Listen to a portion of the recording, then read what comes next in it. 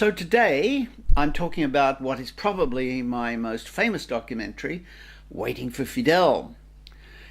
It's also, I guess, my favorite because it's such an improbable situation that I landed in. Not a film of my choosing.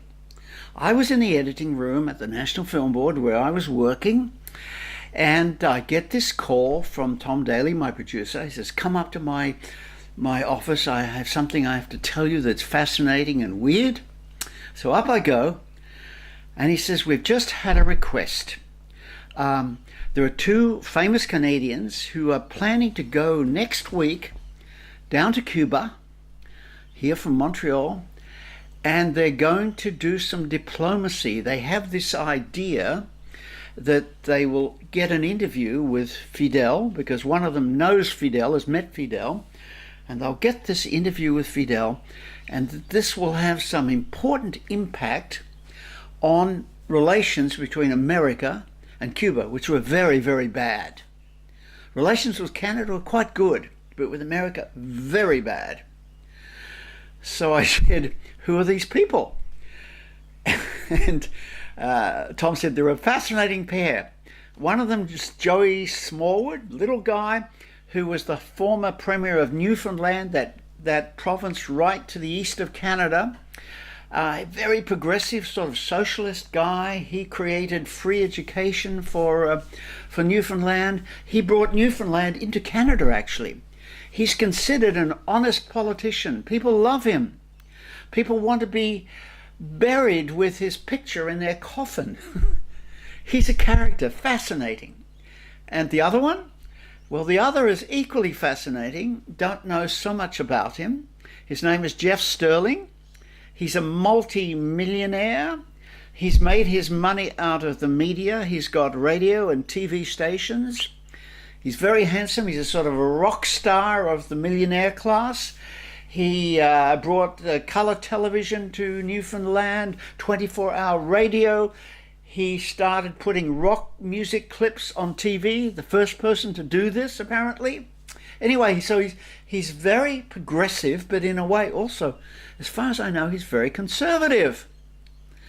So I said, "Tom, it does sound weird, but why me? Why me to shoot this interview?" And Tom said, "Well, Sterling saw your film, Sad Song of Yellow Skin, and thought it was brilliant. And he has personally requested you to shoot this interview." Wow. So I said, I've always wanted to go to Cuba and always wondered about socialism. So that really feels good.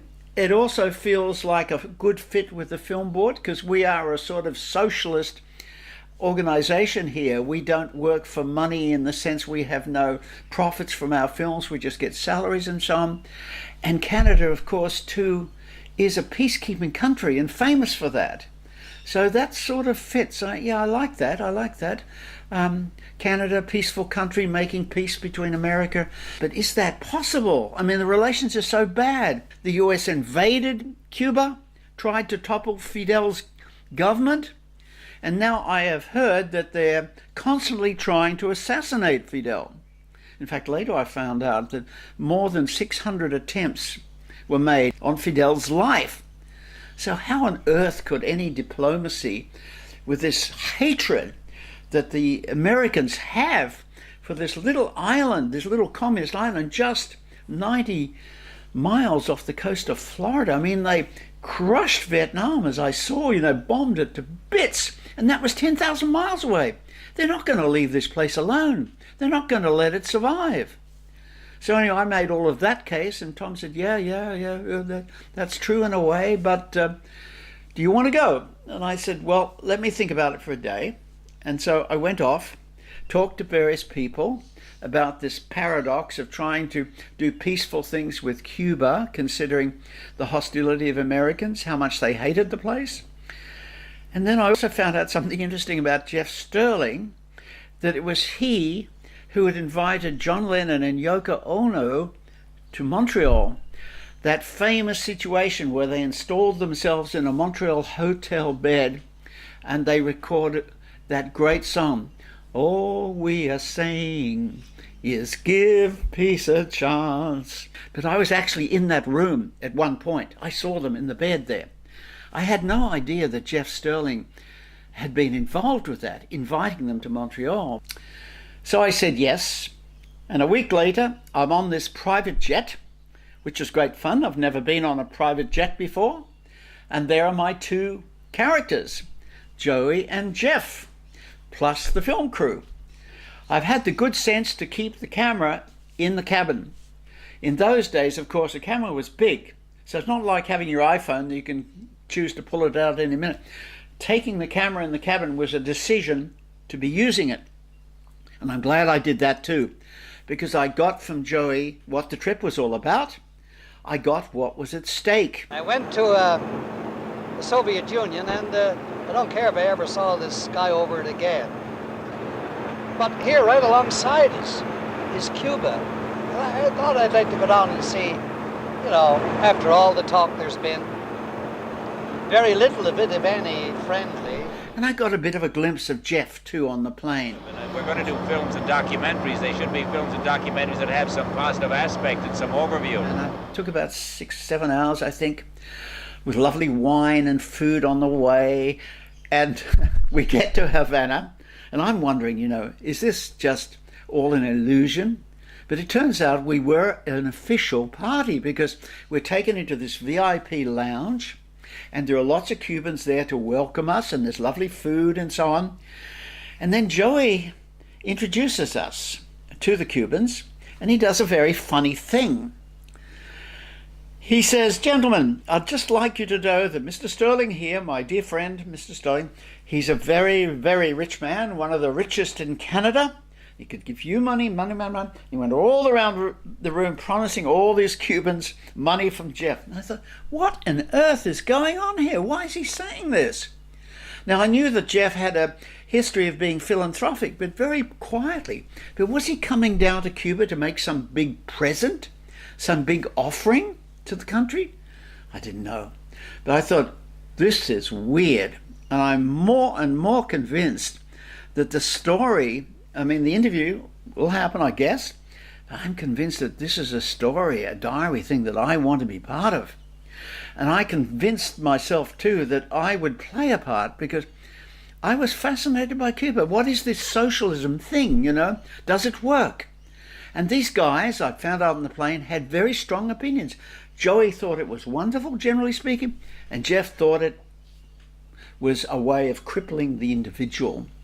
He had some motto, I am a manifestation of the God in me. In other words, we are gods that are manifesting on the outside, gods. We're gods in action, and he was this God in the communication world.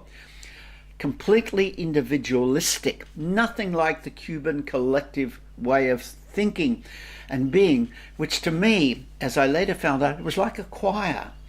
It's like everybody's in a huge choir, all singing together, you know, singing the same song, you know, or call it a team. Everybody's on the team, and they're not being individualistic, making the millions by themselves. There's a choir, you know.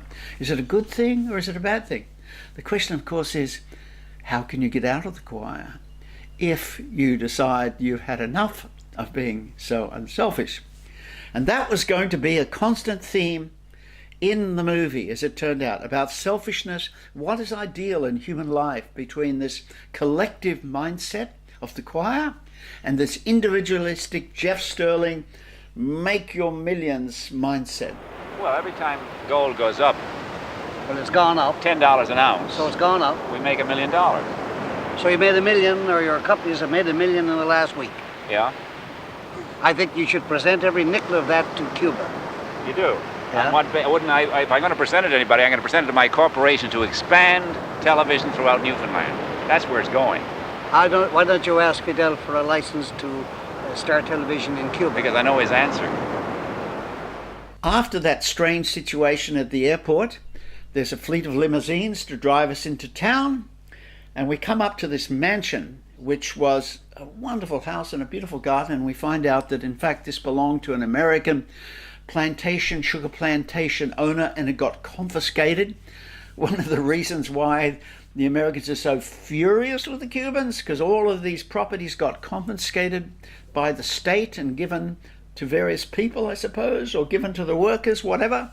Anyway, I did a good thing then, because after the limousines, I realized that if I'm going to tell a crazy story with crazy characters, I need to set the scene.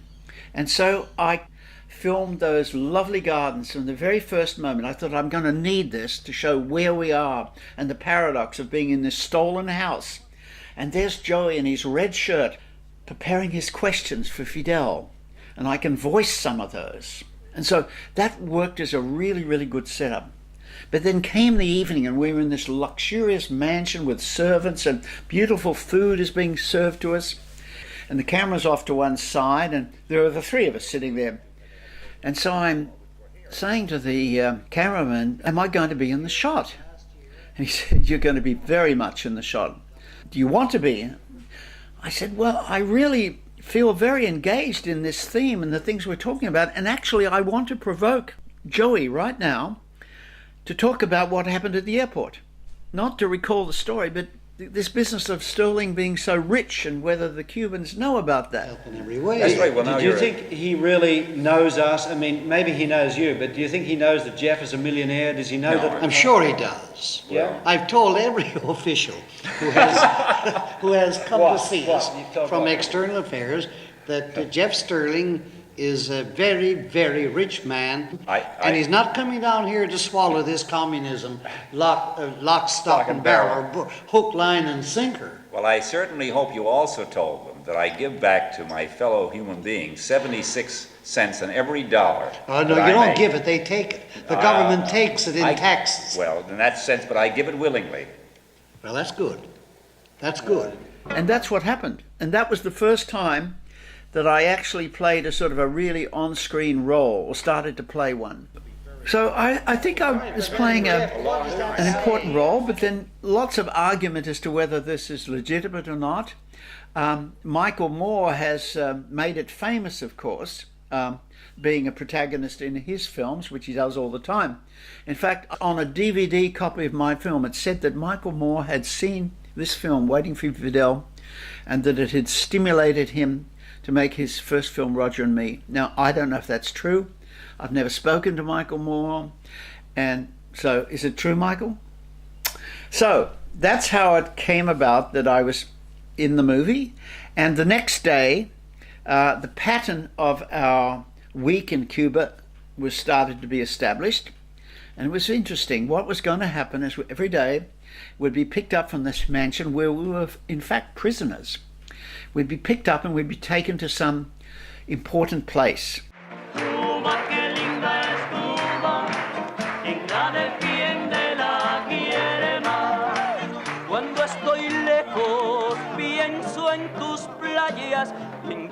Propaganda places, for sure, you know, places that the Cubans wanted to impress us with. And the first one, luckily, because it set the tone, was to the Leonard School, a high school, a boarding school. These kids started about 7 in the morning. They went all day in classes, and then after classes and sports, they went into a factory situation, which was on the school grounds. And for 3 hours a day, they worked in a factory. And they were making all these things like baseballs and radios and so on. So this was very unusual, bizarre. Was it a good idea or not? So we come back, and on the lawns of the mansion, an argument starts. Look, Jeff, there's something Your else. eyes must tell you it's not a switch. Look, Look, there's you're something talking else. 15 hours a week And for so children many, 11 in years 10 old. years, Nothing in 10 compared. years, that's so many hours. That's and so nothing on. compared to what our children spend in front of television. But that's nonsense. I've It got isn't children the nonsense. same age and they don't spend. I mean, you're throwing I don't all care these about your generalities, children. Mike. We're It is talking not about- true. You're talking 11, 12, 13, 14-year-old children in factories, 15 hours a week. They're Now, for not the love factories. of heaven. That's They're not factories, they're They're classrooms. not factories. Oh, look, if you want to be apologetic for this whole system, that's fine. But it isn't my way of looking No, at it. I want to learn something. You Well, don't then- want to learn anything. You're not learning. You're saying put the child I in wanna here, learn make him something. happy 15 hours a week, making these little things which one machine can make. Your trouble is Oh, I'm that sure you my look trouble. upon work as a penalty, as a No, I punishment. don't. I look Work. upon work as a chance to expand, but work is not the work of the laborer, the work of the hands. The work is a chance to expand the God-given things that God gave you, which they don't believe in. which Every means that- child in Cuba works with his hands. How many grandchildren do He you have? does. I'm not talking about them. I want to ask them when I get back. All I'm right. gonna take a vote. Every They should child, work. I would like to see every child in Newfoundland and in Canada work. I would like to At what age smash. will you start? I would like to smash forever, for all time, anyone's habit of looking down his nose at work, at the worker. I would like to see every child do some work. I would like to see the students in our university do some work too. Surely a child should have the freedom of the childhood. I mean, that's the basic concept, isn't it, in our free enterprise system, that we try to give our children their childhoods. Doug Kiefer, the cameraman, shot it very, very well. He caught all the energy and the action of it. And it was a really ding-dong argument. And it set really the whole debate of the film between individuality and collectivity, selfish and unselfish. So that it went on. Day after day, we were taken somewhere as we waited for Fidel. Maybe he was hearing that we were a flaky bunch, because there we were, of course, having these arguments in the big room at night, in the big dining room, Wouldn't allow anything and the waiters were to be listening, shipped the people in the from Cuba kitchen were into the listening, US and I'm because sure it what was it's all done has been a reported terrific emotional back to unifier. head office as to And what they've was used this going on, and antagonism probably the conclusion able was to sort being of reached keep a that sort of sense- these people are a little bit out of control. Well, there's no real fulfillment in life if your life is based only on the accumulation of materialism and selfish. Let's face it, any mature man accepts that. Any really Well, intellectually then in that case, there are philosoph- quite a few people who are not mature. Well, of course, that's Because the they don't problem. accept But their sons might, and their sons' might. That's what the hippie movement was all about, was a realization that the upper middle class and affluence. You know, what would an interview with them actually come to? But I didn't care, because it was so, well, I should have cared in a way, because, I mean, maybe a tremendous chance at diplomacy was missed. Maybe. And maybe I was being selfish in the sense that I was getting all of this material, which I thought was so great. But anyway, for better or for worse, I was shooting all of this material, which later would anger Sterling a great deal, shooting all this material on what to him was irrelevant. It was his film, he thought, and I was wasting it. Anyway, the second day we went to an equally strange and stimulating place, a mental hospital. And at the mental hospital, very, very interesting, there was a lady there, I can't remember what her name was, but she started talking about this whole thing of selfishness. And what a funny place, you know, what logic would you get from somebody in an insane asylum?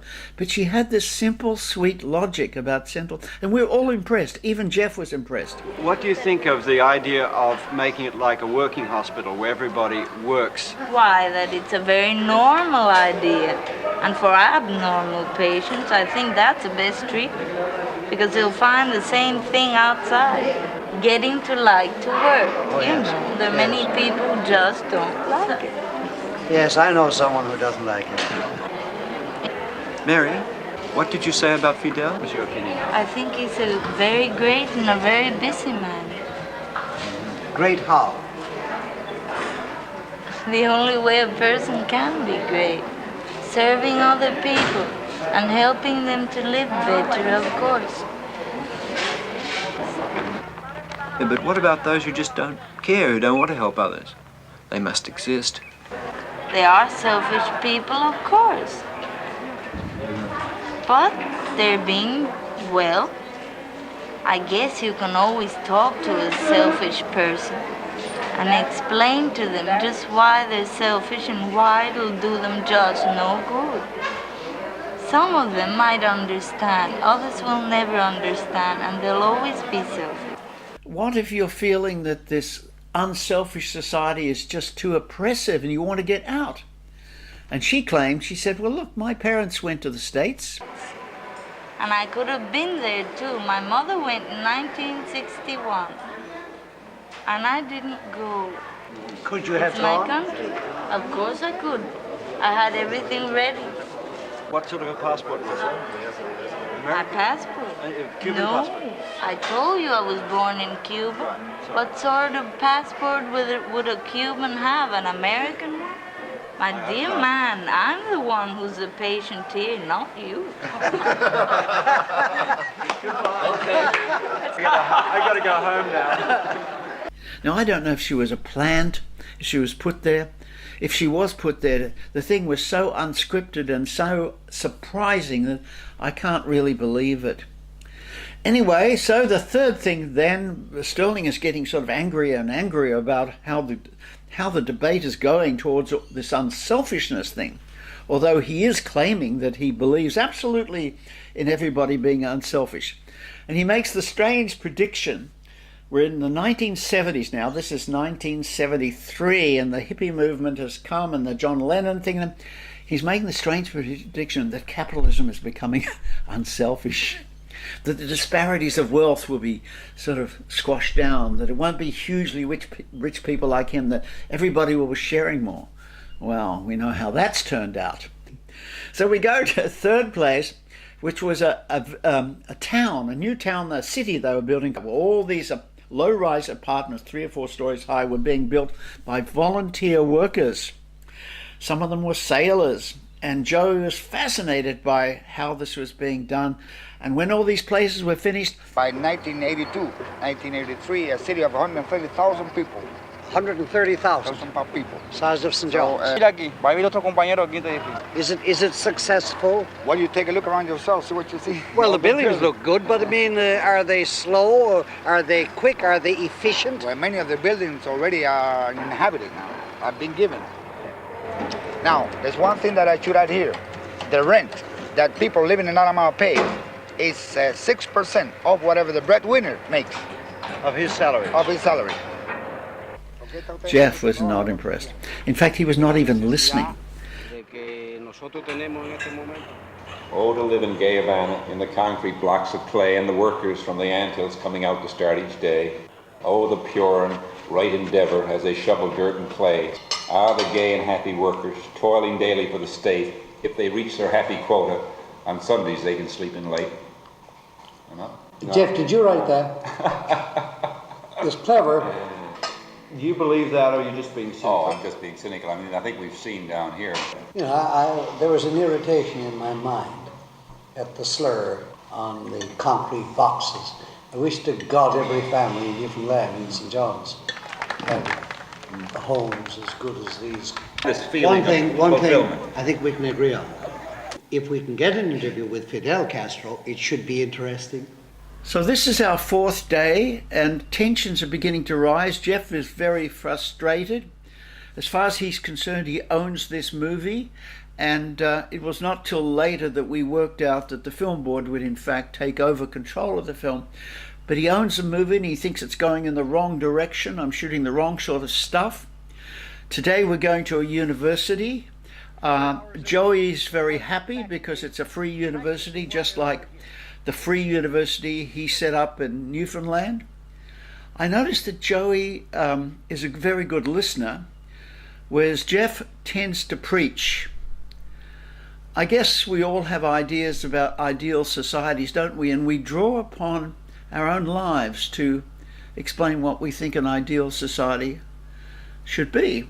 And on this day, Jeff gives people lectures about Christianity and the media. And do you eventually end up back in capitalism? Pardon? I mean, our thinking is that, I mean, at least mine, is that in a certain level of development, you have to go socialistic. At a lower level, you have to be communistic. As you get higher, as you educate your masses, as they start to soar, end up capitalist. Not necessarily capitalist, but a whole new system of freedom of the individual and freedom of the society to expand itself. A Jonathan Seagull, surely, that's what we're searching for, is perfection of you as an individual before you finally drop this body and go on again. And go on again. Well, go, yes. That's a theory. That's a theory of mine. I don't agree with you on that point. In New York? In New York. 5 years. 5 years I lived there. Then I came back to my country and I began to work. And then about 5 years ago, I started to study again at this faculty. In Canada. But when the revolution at the United States, I only wanted to to study, to be an engineer, to have money, to try to live like a rich man. That was my aspiration. I only think it in money and dress and Well, all it cars, all of that. Purely selfish. Purely selfish. Now I have another motivation. I really don't care about how much I'm going to earn, how much I'm going to have when I become You an want engineer. some. Well, I need some because I have to eat and I have to dress. But I can talk to you about my friend, about these young people that I meet, that they are 15, 20 years old, and they feel just like I feel. See, they love the country, they love the revolution, they love the government because they didn't know the past. And they love Fidel. And they love Fidel. Yes. I think to know the past is good. It's good because you have the experience and you can compare. Basically, is that you're working in capitalism for one guy, the one who For you. owns the factory, and the money goes for him, and maybe he can share. I'm not going to refer to you. That's right. So maybe he can share the things with the workers. That's one case. But tell me, the system, the whole system, is going to do that? Is doing that in which society? Tell me just one. You were talking about capitalism as it existed back 20 years ago. Yeah. I mean, we now have a free enterprise system where you can buy stock. You can work in a radio station, right? Yes, I can. And you can work as a radio announcer. And each week you can buy stock in that radio station, Yes. right? And eventually, if you work hard enough, you can probably be the main stockholder.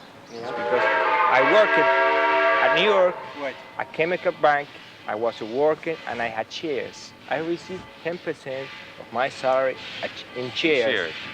Do you think that they would listen to me and they would Did you go to a stock meeting? I was a worker. I earned $70 a week and then I had my shares. See. But Chemical Bank, there was millions of dollars in shares. There were very few people that really can, that owned that bank.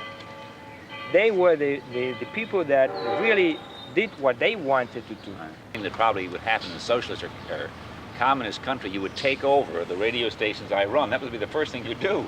I mean, I would not be allowed on your station here to say what I think about, maybe they'd be totally different in the concept, would I, of how you should run things? Would I be allowed to go in there and say it? I might be allowed to say it, but I may not get out of the building. Yes, maybe, because you are not under democracy, you are under the dictatorship of workers. This chap who's written the book about the Stalinist days. They're hounding him now and denouncing him and calling him everything under the sun. And the lady who had one copy of the manuscript was tortured and finally committed suicide.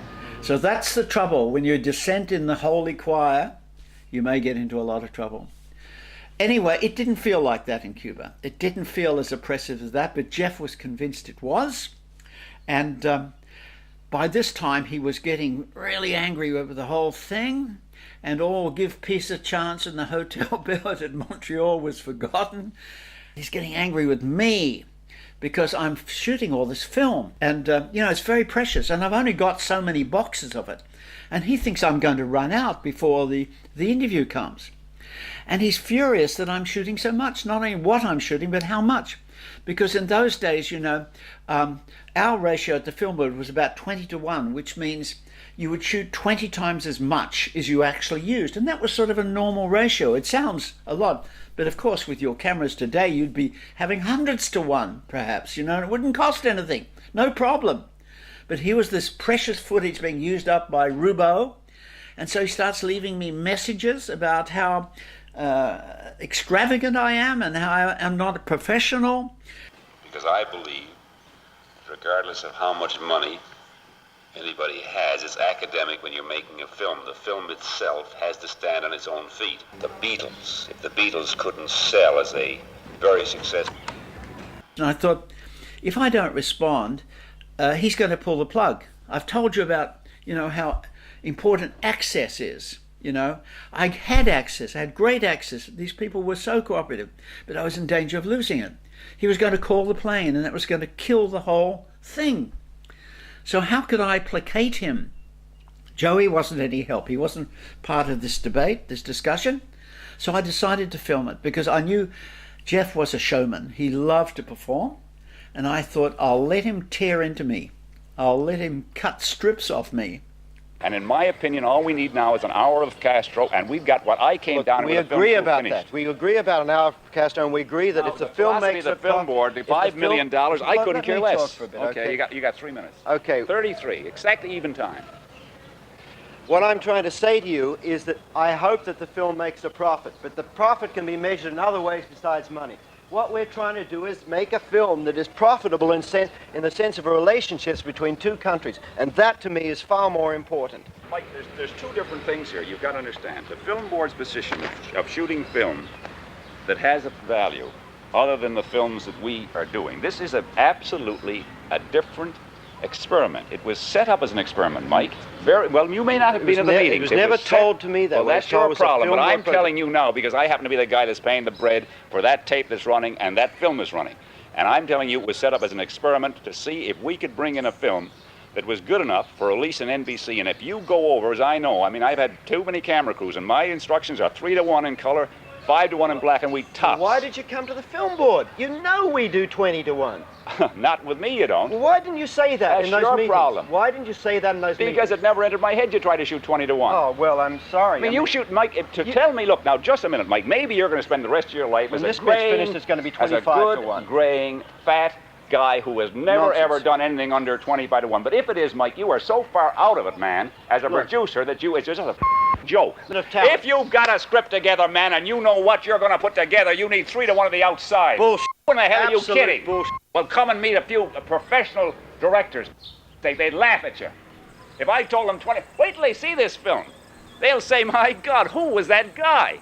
What did he call himself a film? On what grounds did he call himself a filmmaker? He got all of this off his chest, and I think I saved the movie I was making, because you're not paying people. I wasn't paying him, he wasn't paying me. So what's happening is an exchange of valuables of other sorts, not money. The valuables is what's he getting out of it, what am I getting out of it. Well, I know what I was getting out of it, but what was he getting? And he was feeling he was not getting out of what he wanted. So by filming this, I was allowing him to retake ownership of the process in a way. And it worked.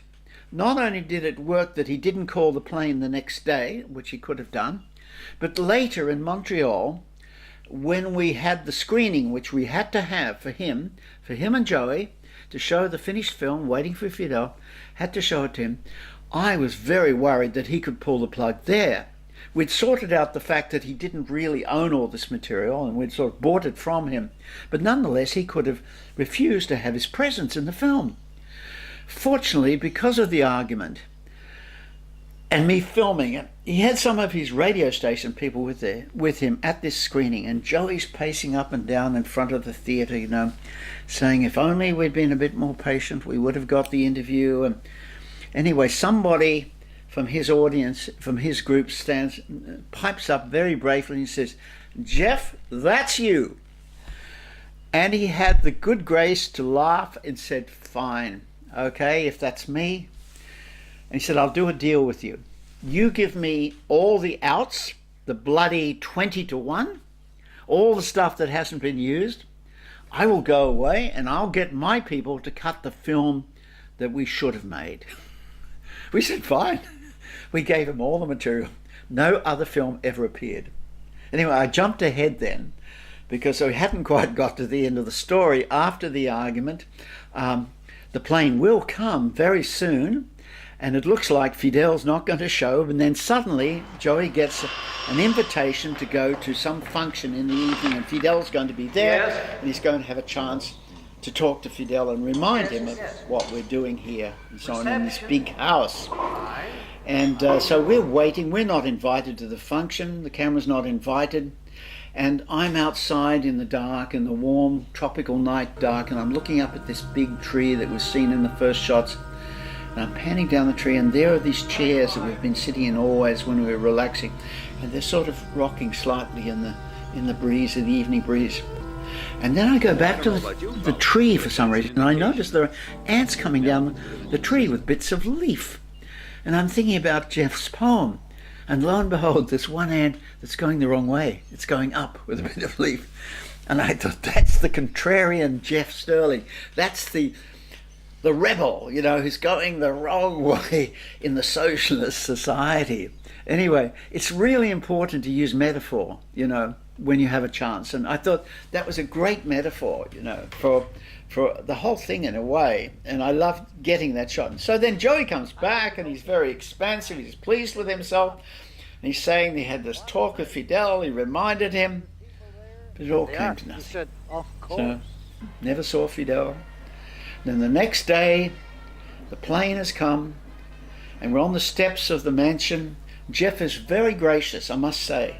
Very gracious. Couldn't have received more courtesy and more hospitality from all members of the translating. We never found out if Fidel saw this film or what reaction there was to it. And people said to me, aren't you very frustrated that Fidel never turned up? And I said, well, to tell you the honest truth, I'm glad he didn't, because it made me this perfect Waiting for Fidel film, which I could never have had that title or had that structure if he had turned up. We see a glimpse of him at the end, and you can see that he's a powerful person. There's thousands of people listening, and he's got this rather gentle voice. And so it's a little bit over the end titles when we see him, but that's as close as we ever got. And I think that's about right. Anyway, fiction film perhaps one day, who knows? I dream of having a situation as beautifully choreographed as that with such characters, but it's never happened to me again quite like that. Here's the link.